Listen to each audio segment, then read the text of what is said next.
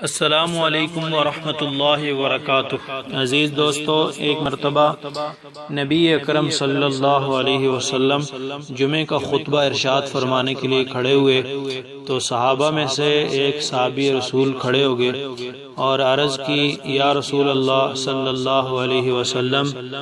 بارشیں نہ ہونے کی وجہ سے ہمارے مال مویشی ہلاک ہو رہے ہیں اور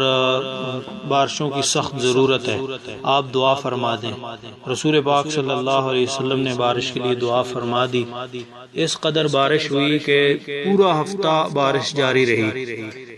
یہاں تک کہ اگلے جمعے میں جب رسول پاک صلی اللہ علیہ وسلم پھر کھڑے ہوئے خطبہ ارشاد فرمانے کے لیے تو وہی صحابی رسول دوبارہ کھڑے ہو گئے اور عرض کی، یا رسول اللہ صلی اللہ علیہ وسلم،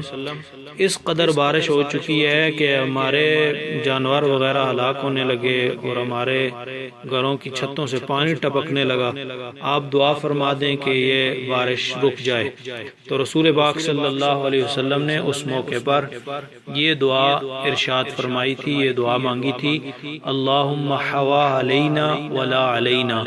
اے اللہ ہمارے ارد گرد جہاں ضرورت ہے وہاں بارش برسا، ہمارے اوپر نہ برسا۔ اللہ پاک سب کے لیے اس بارش کو عافیت کا ذریعہ بنائے۔